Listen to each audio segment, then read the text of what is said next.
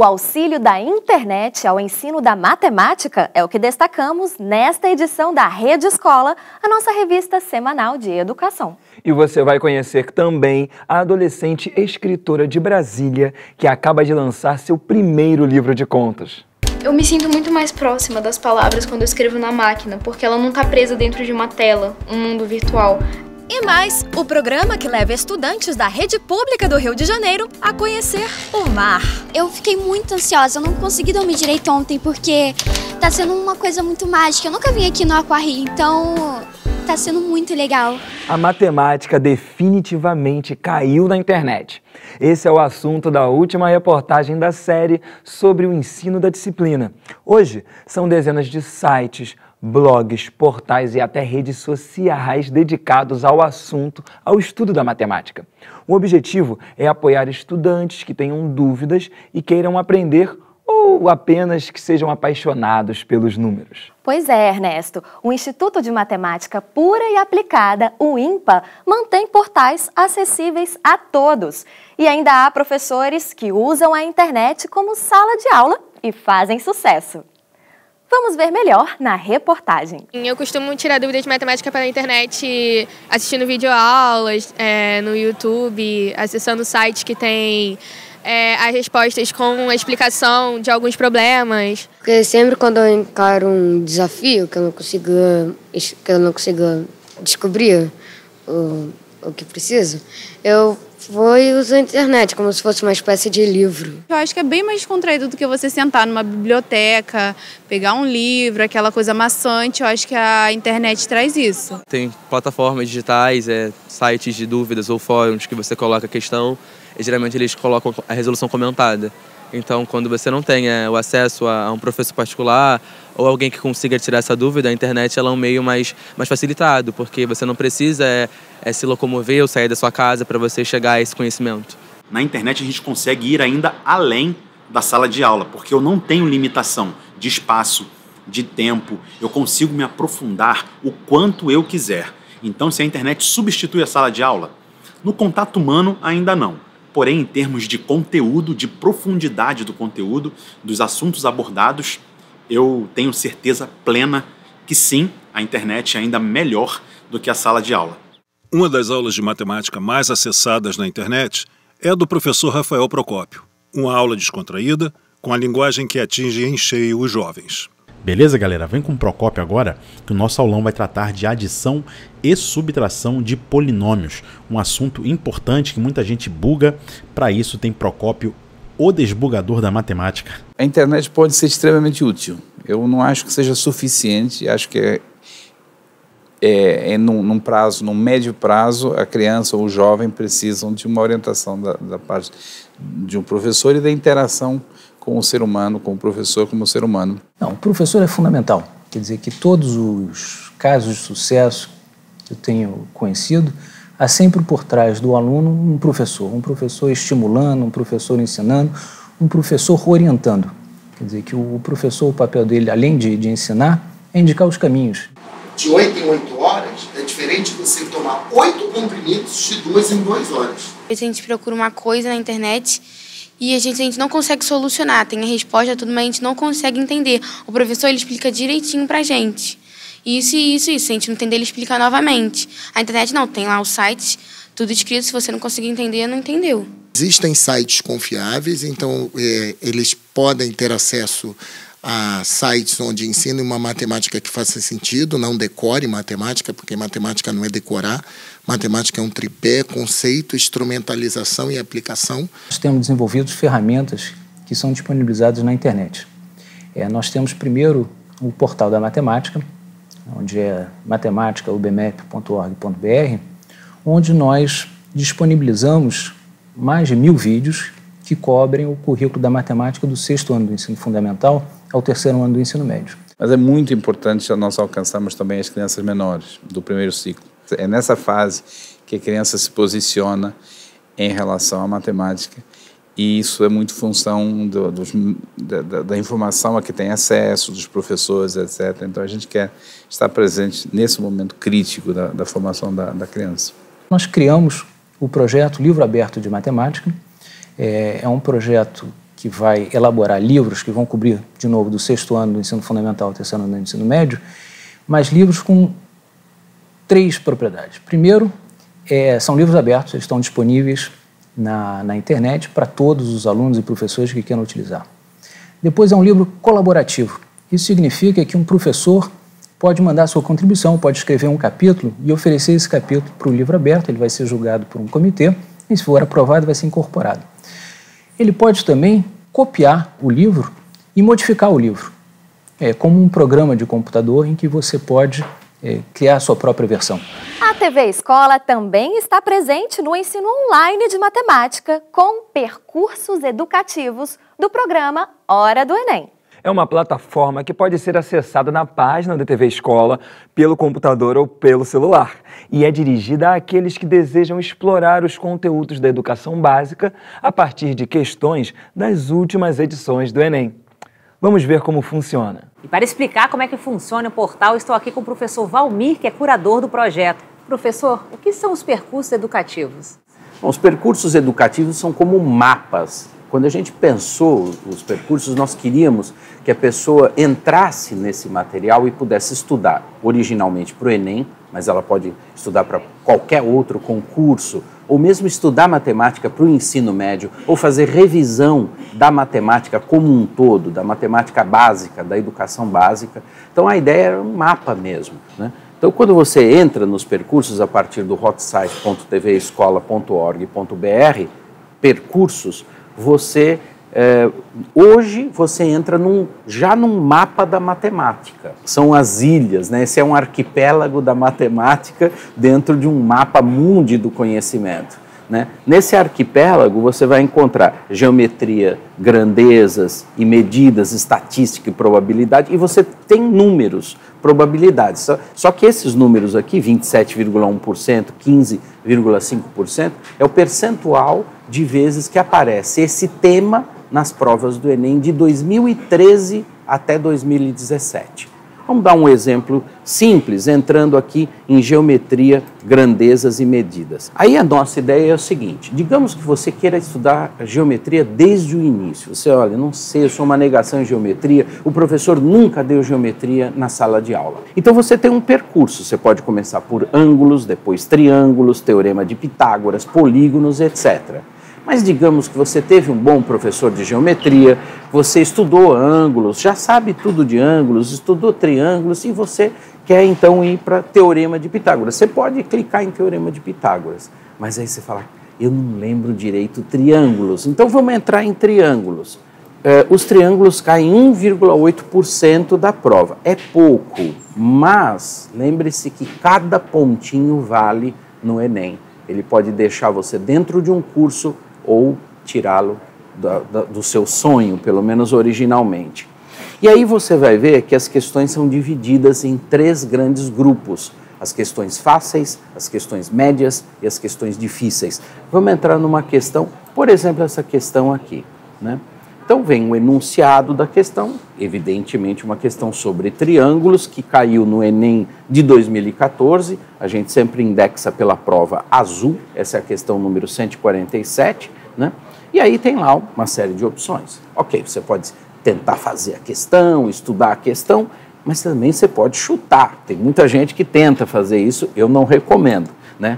Ih, chutou e chutou errado, né? Então tá lá, é o item A, né? O item gabarito, mas você colocou C. Bom, e eu não entendi por que não é C, por que é A. Então você entra aqui no seguinte, e aí aparece um professor, né, com a explicação a respeito dessa questão especificamente. Uma outra possibilidade, você pode estudar mais em portais de matemática, ou da OBMEP ou da Unicamp. Então também a gente selecionou esses links sobre triângulos. Então você aqui, por exemplo, vai estudar congruência de triângulos. Então você entra lá e vai ter videoaulas sobre triângulos. Então essa é uma maneira da pessoa fazer uma excelente revisão. Então a ideia dos percursos é essa. É um mapa, é um caminho que você pode fazer para estudar com mais profundidade cada um dos temas. Nesse caso da matemática, e a partir de junho a gente já tem no ar um percurso sobre língua portuguesa e depois em julho, agosto, setembro, antes do exame de novembro, nós teremos outros percursos como biologia, geografia e um percurso especial de redação.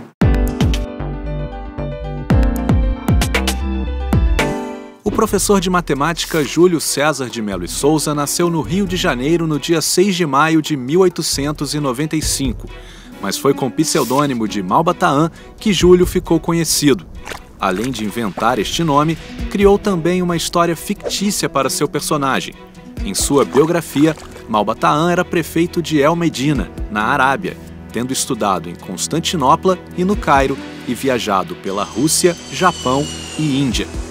O escritor ficou tão respeitado que recebeu a concessão especial do presidente Getúlio Vargas para poder utilizar o nome de Malba-Tahan em sua carteira de identidade.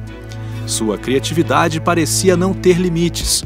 Um de seus assuntos preferidos era a matemática, um tema recorrente em sua obra.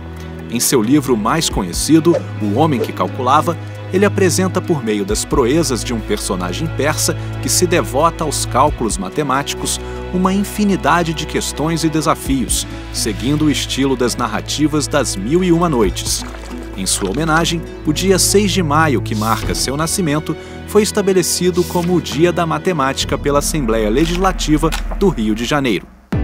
Estudantes da rede pública do Rio de Janeiro visitam semanalmente instituições que desenvolvem atividades ligadas ao mar. É um programa da Fundação de Estudos do Mar, que foi criado há mais de 50 anos pelo Clube Naval, com apoio da Marinha Mercante. Nós acompanhamos os alunos da Escola Municipal Arthur Azevedo, no bairro da Pavuna. Eles passaram o dia inteiro dedicados a conhecer o mar e as suas histórias. E nós vamos levar você para o mar na reportagem. O dia começou diferente para esses estudantes moradores da Pavuna, zona norte do Rio de Janeiro. Devidamente trajados para a aventura, hoje a escola é no mar. Os olhares curiosos desaguam primeiro no AquaRio, o maior aquário marinho da América do Sul. Eu fiquei muito ansiosa, eu não consegui dormir direito ontem porque tá sendo uma coisa muito mágica. Eu nunca vim aqui no AquaRio, então tá sendo muito legal. Eu achei diferente o esqueleto de baleia, porque eu nunca tinha visto um antes, nem mesmo assim por foto, e também o barulho assim da baleia. Segundo o biólogo que recebe as crianças no AquaRio, o mar é responsável por mais de 50% da alimentação em todo o planeta, além de ser o maior bioma natural, com mais de 300 mil espécies. Quando nós conhecemos algo, nós temos a tendência de querer protegê-lo. Na verdade, aqui no aquário nós temos 3 pilares: a educação, a pesquisa e a conservação. Sendo que a educação, sinceramente, eu considero o mais importante, porque quando nós vemos isso aqui, nós temos certeza que nós estamos gerando um futuro melhor, tanto para as pessoas, para as comunidades, quanto para o meio ambiente, quanto para a terra. Uma aula em que é possível aprender sobre as diferentes formas de vida no fundo do mar e se sentir quase como se estivesse lá dentro, né? É. Tá gostando? Sim.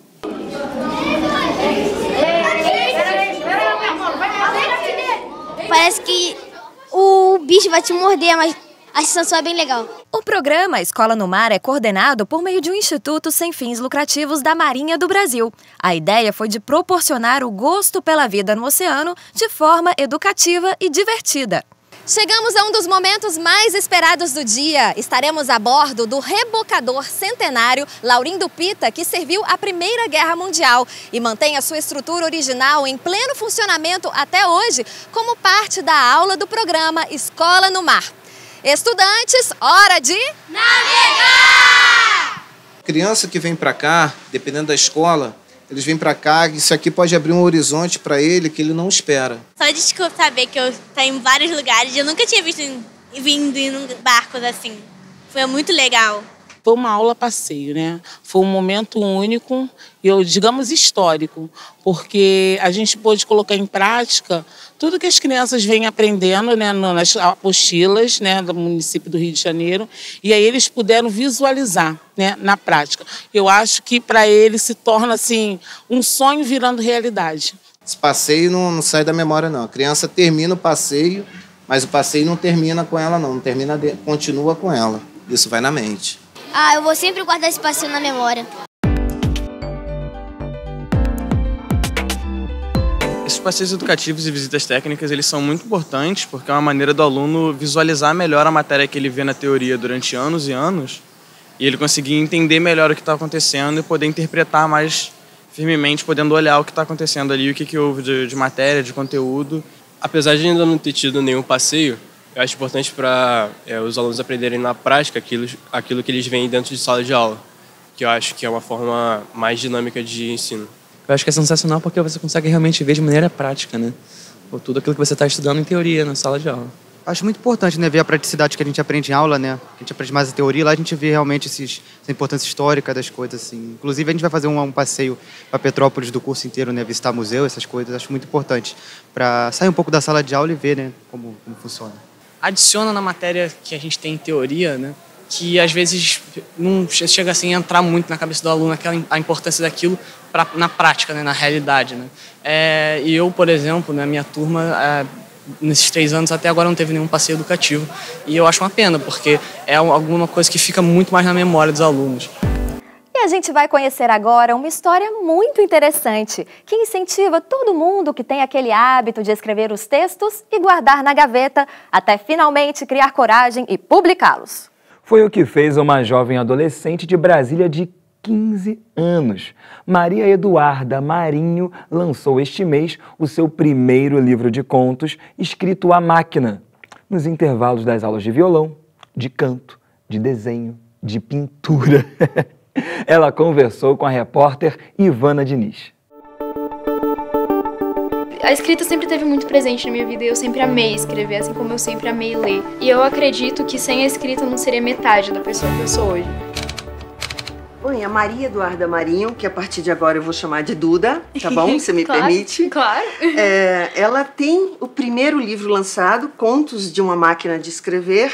A Duda é aquela que se arrisca a arriscar a vida sem borracha? Sim, desde muito pequena eu sempre fui assim, um pouco mais atirada. Agora que eu tô um pouquinho mais reclusa, que eu penso mais antes de fazer, mas eu sempre fui um pouquinho impulsiva nesse caso.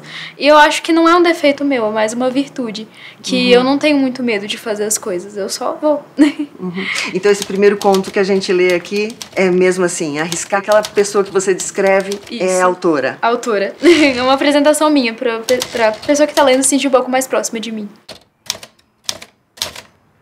Eu me sinto muito mais próxima das palavras quando eu escrevo na máquina, porque ela não tá presa dentro de uma tela, um mundo virtual. Ela tá ali comigo impressa no papel, eu consigo sentir o cheiro da tinta, eu consigo sentir, quando eu preciso arrumar a fita da máquina, eu sinto aquilo que faz as palavras nos meus dedos. Porque é como se eu falasse com uma pessoa, como se eu estivesse dialogando com alguém. Pelo barulho das teclas, a pessoa tá me respondendo.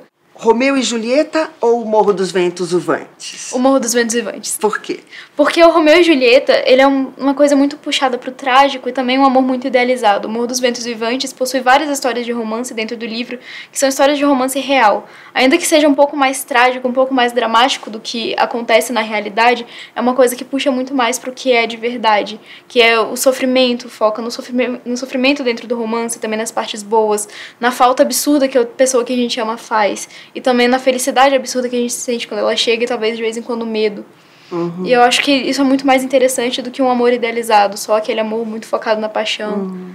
Agora eu acho tudo isso muito interessante porque Romeu e Julieta, essa obra de Shakespeare, né? Lá atrás, O Morro dos Ventos Uivantes é a obra da Bronte, né? Que também está num outro século, bem para trás. E você está vendo tudo isso a partir do ponto de vista de alguém com 15 anos, que certamente já amou, mas talvez não tenha ainda sofrido por amor, né? Ou seja, digamos, é a perspectiva da ficção, né? Sim, ou não? Sim. É da ficção. É uma perspectiva que eu tenho muito observado, tanto de outras pessoas que eu conheço, tanto por personagens de livro, que eu também sinto que são pessoas que eu conheço, mas assim, que eu leio e consigo muito perceber que a gente ainda é muito influenciado por Romeu e Julieta, e a gente ainda tem muito essa idealização do amor de Romeu e Julieta. Um amor incondicional, um amor sem fim, um amor de morte. Mas talvez não seja assim. A música sempre foi muito presente na minha vida, eu sempre amei. E eu amo cantar, eu amo tocar o violão e ouvir a minha voz acompanhando junto. Também é como se eu estivesse conversando com alguém. E as músicas falam muito mais sobre as pessoas do que elas mesmas podem falar. As palavras carregam uma força muito grande mesmo. E, assim, eu consigo muito ver isso em pessoas que foram reerguidas pela literatura. E eu tenho momentos que eu sou muito reerguida pela literatura também. Momentos que eu tô completamente para baixo, completamente desmotivada. Eu pego um livro e leio e eu sinto a força daquelas palavras. Eu sinto a força que o autor usou para escrever aquele livro. E eu consigo respirar fundo, levantar e eu consigo levar mais um dia. O desenho, a pintura, a arte no geral, pra mim sempre foi algo como um desabafo. Um jeito que eu encontrei de falar, porque eu sempre fui uma pessoa meio introvertida. E eu sempre encontrei uma forma de dizer tudo isso pela arte. Tanto pela fotografia, quanto pelo desenho, quanto pela pintura. A arte foi uma panaceia. É mais do que uma cura, né? Mais do que uma cura. Eu acredito que é a arte que move o mundo e eu não quero parar de fazer isso nunca, nunca, nunca. To live my own way. O número de doutores e mestres está crescendo no Brasil. De acordo com dados do Centro de Gestão e Estudos Estratégicos, desde 96, a quantidade de mestres aumentou em 5 vezes e a de doutores em quase 8. A maior parte desses profissionais tem algo em comum: seguir a carreira como professor nas instituições de ensino superior. Os mestres e doutores que eram formados, eles eram formados no sentido de voltarem para a academia na forma de docentes e pesquisadores. O Brasil vai chegar, se eu não me engano, 2019, 2020, a marca de 25 mil doutores ano. Atualmente, mestres e doutores não consideram a sala de aula como o único local de atuação. Isso acontece porque a produção científica está ganhando ainda mais espaço dentro das empresas do setor produtivo. Trazendo aquela pesquisa aplicada, que é aquela pesquisa que se transforma em inovação no mercado e que gera riqueza em todos os níveis da economia. A ideia é que a academia e setor privado comecem a conversar mais, né, no sentido de que aquele conhecimento que é desenvolvido aqui na academia, ele venha, né, para o setor produtivo na forma de inovação, gerando riqueza. O PhD Luiz Carlos Yazbek é um exemplo dessa mudança. Após passar 34 anos lecionando em sala de aula, hoje ele atua como consultor em diversas empresas. É muito importante a gente estar trabalhando com quem, a gente está atuando com quem está trabalhando na prática, nessa rotina do dia a dia. Em sala de aula há outra disposição, os alunos estão ali para aprender, estão sentados, anotando o que você fala, pesquisando a partir do que você diz. Lá não, os caras estão trabalhando, eles estão dentro da empresa e eles precisam dar um outro sentido para aquele trabalho deles, né? Para dar visibilidade e estimular essa parceria entre empresas e pesquisadores, oportunidades estão sendo criadas, como o programa Talentos para a Inovação da CAPES, coordenação de aperfeiçoamento de pessoal de nível superior. A gente tem a previsão de lançamento de mais outras ações no âmbito desse acordo, envolvendo a CAPES, a Embrapio, o CNPq e o IEL. É justamente um incentivo para colocar mais profissionais com títulos de mestrado e doutorado no setor privado. E se você pretende fazer mestrado ou doutorado e vai precisar de uma bolsa, é bom consultar a página da Coordenação de Aperfeiçoamento de Pessoal de Nível Superior, www.capes.gov.br. E termina agora esta edição da Rede Escola. Mas a gente volta na próxima sexta-feira, às 7 horas da noite. E lembre-se que você também pode acompanhar a Rede Escola pelo site www.tvescola.org.br. E ainda temos as reprises de sábado às 4 da tarde, domingo ao meio-dia e segunda-feira ao 12:30. Até a próxima. Tchau!